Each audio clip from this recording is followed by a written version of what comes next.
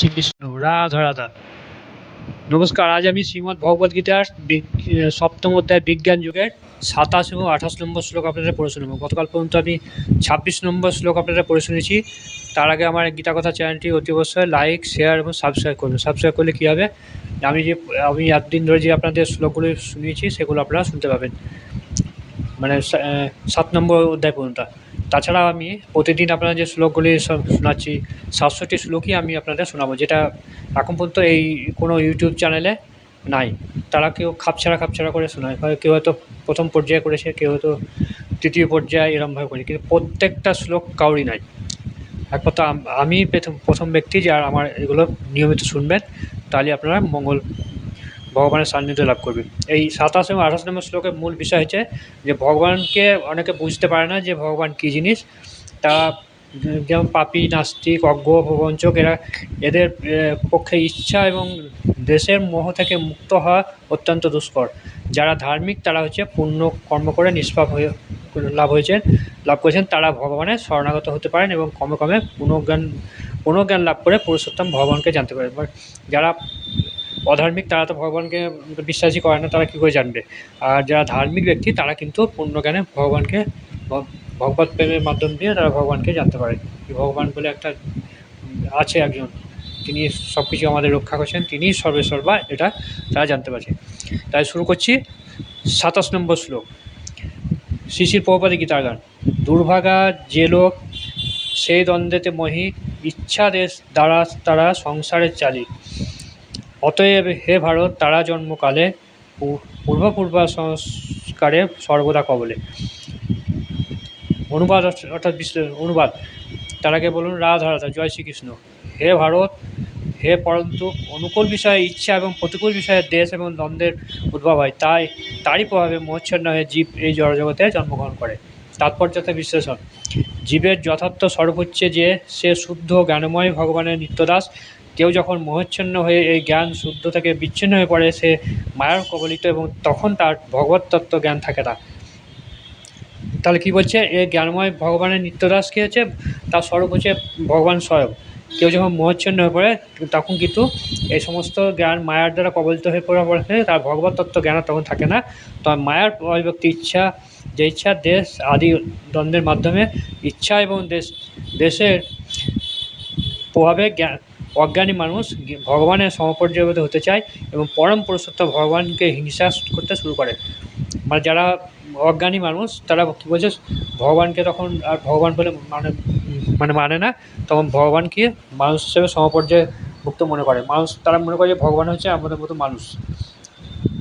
যারা ইচ্ছা দেশের মোহ থেকে মুক্ত ভগবানের শুদ্ধ ভক্ত, তারা বুঝতে পারেন যে ভগবান শ্রীকৃষ্ণ তার অন্তরঙ্গা শক্তির প্রভাবে এই জড় জগতে অবতীর্ণ হন।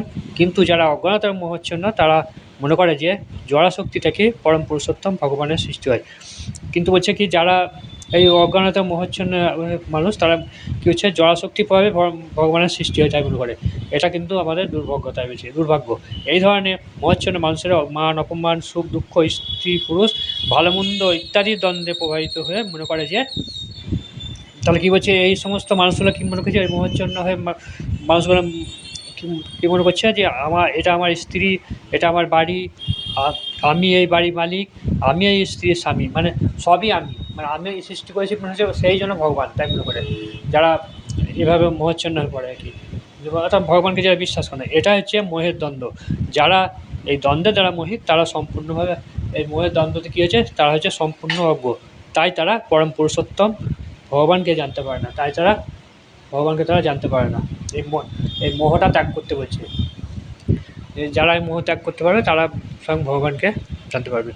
তো 27 নম্বর শ্লোক আমার পড়া শেষ হলো। তার আগে বলুন রাধা রাধা, জয় শ্রীকৃষ্ণ। এবার 28 নম্বর শ্লোক। শ্রী শ্রী প্রভুপাদের গীতার গান। নিষ্পাপ হয়েছে যারা পুণ্য কর্ম দ্বারা, দ্বন্দ্বমোহ হতে মুক্ত হয়েছে যাহারা, তারা হয় দৃঢ়ব্রত ভজনে আমার, নির্ভয় তাহারা সব জিনিতে সংসার। অনুবাদ। তার আগে বলুন রাধা রাধা, জয় শ্রীকৃষ্ণ।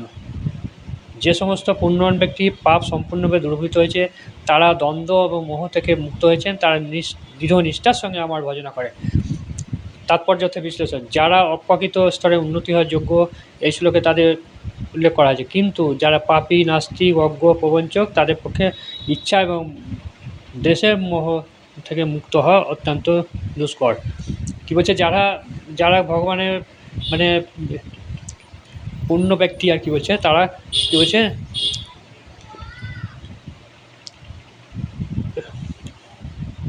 যারা অপ্রাকৃত স্তরে উন্নতি হওয়ার যোগ্য, মানে অপ্রাকৃত স্তরে তারা একমাত্র উন্নতি হওয়ার যোগ্য, যারা পূর্ণ কর্ম করেছে তারা নিষ্পাপ হয়েছেন, আর যারা ভগবানের শরণাগত হবেন আর কর্মক্রমে পুণ্যবান পূর্ণ জ্ঞান লাভ করে পরম পুরুষোত্তম ভগবান জানতে পারে। যারা পূর্ণ ব্যক্তি তারা কিছু ভগবানের শরণাগত হয়ে ভগবানের পূর্ণ জ্ঞান লাভ করতে পারে, আর যারা পাপী ব্যক্তি তারা হচ্ছে নাস্তিক, পাপী, অজ্ঞ, প্রবঞ্চক, এদের ইচ্ছা এবং দেশের মোহ থেকে মুক্ত হওয়া অত্যন্ত দুষ্কর। তারা কিন্তু এইভাবে তাদের মানে মুক্ত হওয়াটা অসম্ভব, তাই বলছে পাপ মুক্ত হওয়াটা বলছে। তখন তারা পরম পুরুষোত্তম ভগবানের ধ্যানে ধীরে ধীরে সমাধিস্থ হতে পারেন। এটাই হচ্ছে আধ্যাত্মিক স্তরে উন্নতি হওয়ার পন্থা। যারা মানে পরম পুরুষোত্তম মানে ভগবানকে যারা জানতে পারে আর কি, যেমন নিষ্পাপ ব্যক্তিদের কথা বলছি, তারা আধ্যাত্মিক স্তরে উন্নতি হয়ে কী করছে, শুদ্ধ তারা মোহমুক্ত হয়ে করতে পারেন, ভগবানের কৃষ্ণ লাভ করতে পারে, কৃষ্ণ ভাবনার স্তরে উন্নতি হওয়া যায় এভাবে তারা, তাই বলছে। যারা মানে শুদ্ধ ব্যক্তির কথা বলছে তারা কৃষ্ণ ভাবনায় লাভ করতে পারেন এবং তারা কৃষ্ণ ভাবনার স্তরে উন্নতি হওয়া যায়। শ্রীমদ্ ভগবদ্গীতায় বলা হয় যে যদি কেউ জড়জগতের বন্ধন থেকে মুক্ত হতে চায় তবে তাকে ভগবত ভক্তের সেবা করতেই হবে। যারা জড়বন্ধন থেকে মুক্ত হতে চায় তারা কিন্তু এই যে আমার জিনিস, আমার আমার স্বামী, আমার টাকা, আমার ঘর, আমার বাড়ি, এই মোহমুক্ত যে না হওয়া পর্যন্ত সে যদি মানে এগুলো মুক্ত হতে গেলে ভগবত ভক্তের সেবা করতে হবে। ভগবতের সেবা করলে পরে কী হবে, কিন্তু বিষয় সঙ্গের প্রভাবে মানুষ অন্ধকারচ্ছন্ন জড়জগতে আবদ্ধ হয়। এই সমস্ত বিষয় দ্বারা কী হয়েছে, মানুষ অন্ধকারচ্ছন্ন হয়ে জড়জগতের বন্ধনে আবদ্ধ হয়ে থাকে। ভগবানের অনুগত মহাভাগবতেরা জড়বন্ধনে আবদ্ধ মোহাচ্ছন্ন মানুষদের উদ্ধার করবার জন্য পৃথিবীতে পর্যটন করেন। নির্বেশবাদীরা জানে না যে তাদের স্বরূপ হচ্ছে ভগবানের নিত্যদাস। তাহলে বলছে নির্বেশবাদীরা যারা ভগবানকে বিশ্বাস করেন তারা হচ্ছে ভাবে না যে তাদের স্বরূপ হচ্ছে ভগবানের, নির্বেশবাদী জানে না যে ভগবান হচ্ছে স্বরূপ হচ্ছে তাদের নিত্য, ভগবান হচ্ছে তাদের কাছে সব সেটা জানে না।